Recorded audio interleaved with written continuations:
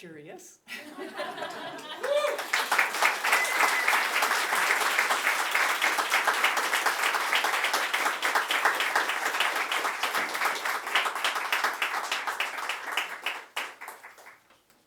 Thank you.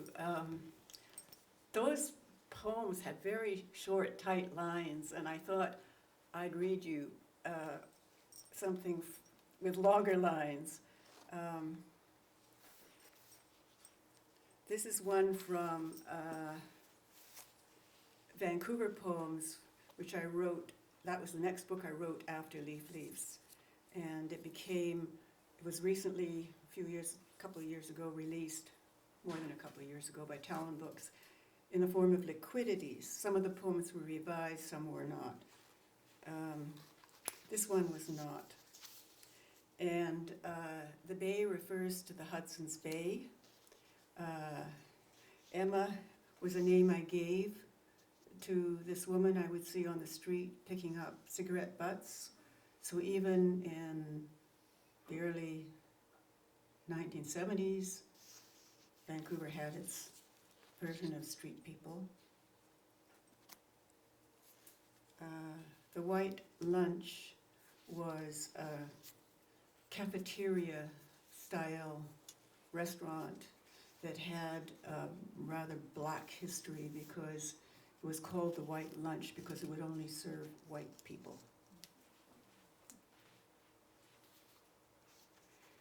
It's rained the last 10 days, they say it, meaning who? Credence for wings still cloud, mountain back to back, far as an eye, etc., only high up, frayed in human rush of rage? Knows no such element we live in, dull sense of outrage at the mercy of razor-backed woman down a cliff edge. Hurt the sea wind curls, no good food can stomach. See a seam of shoes, canvas curling, gills or sea anemone. Air everywhere, liquid weight clung to airy lungs not destined for. Cough at crevice of rock, foothold, fingers dew in air cold claw-like. Emma permanently bent. Say her frizz of hair eyes stare from, anger without wings. Pocket those stubs with some tobacco, few, and thaw. Vulture of the bay young mothers avoid. For hours or days, place to reach out from. Who?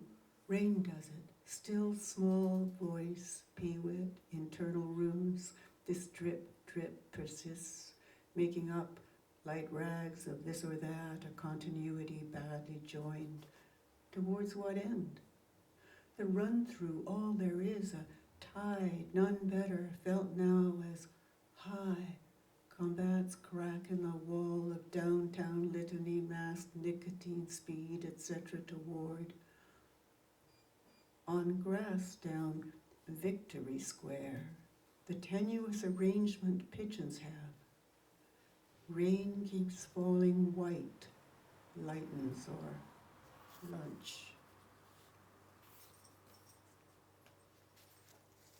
And I'll do another one, another longer poem from Steveston, where I was beginning to stretch out into quite long lines. This is the invocation poem for that book. Steveston was a cannery town that at its heyday was bigger than Vancouver. And it was also subject to floods, subject to fires, and this is a poem about fire. It was a very well-known fire because a lot of buildings burned in it because the nearest fire engine was in New Westminster. And by the time it got to Steveston, things were really burning, and someone had pulled a safe out into the middle of the road, and the fire engine hit it and put it out of commission. So there wasn't much that could be done to save it, save the town at that point, the beginning of that town. It's called Imagine a Town. Imagine a town running smoothly, a town running before a fire, canneries burning. Do you see the shadow of charred stilts on cool water? Do you see enigmatic chants standing just under the beam? He said they were playing cards in the Chinese mess hall. He said it was dark. A hall? A shack. They were all crowded together on top of each other.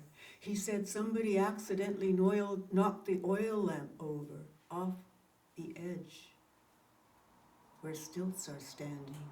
Over the edge of the dike are river pours, uncalled for, unending, where chance lurks, fish-like, shadows the underside of pilings, calling up his hall, the bodies of men and fish corpse piled on top of each other. Residue time is the delta, rot, an endless waste. The trucks of production grind to juice, driving through, smears, blood smears in the dark, dirt. This marshland silt no graveyard can exist in, but water swills endlessly out of itself to the mouth, ringed with residue, where chance flicks his tail and swims through.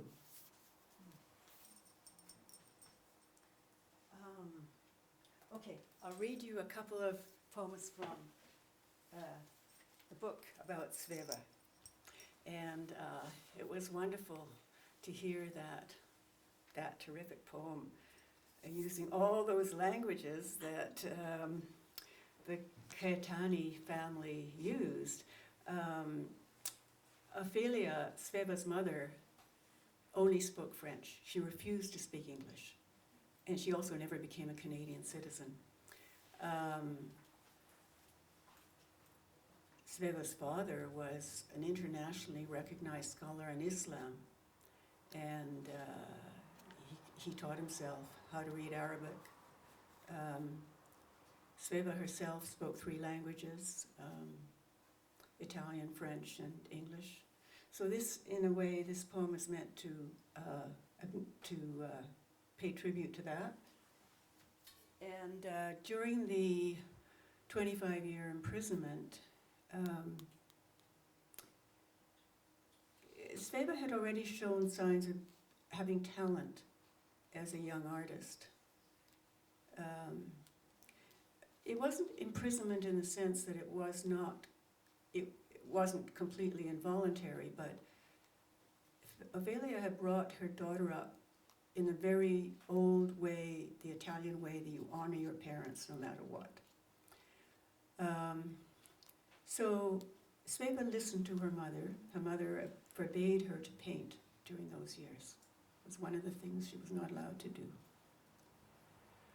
However, she could draw, and the Vernon Archive has created some postcards of some of the self-cartooning that she did during this time, where she cartoons herself as Bayo, that was her mother's nickname for her, Bayo the postman. Mail was very important if you were confined to the house for 25 years, house and garden, that kind of thing. Bayo the librarian.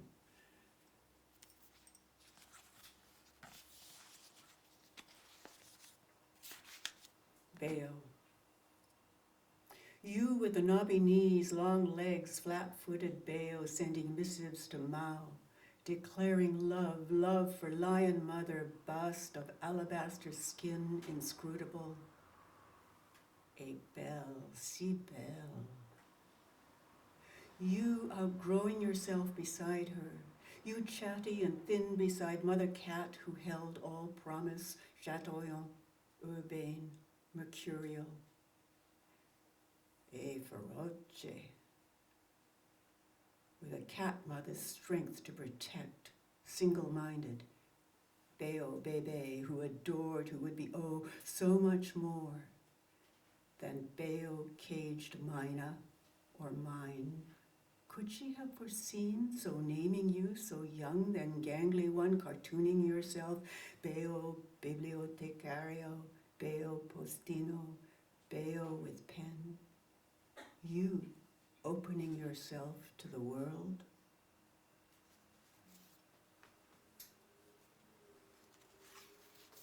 And this one,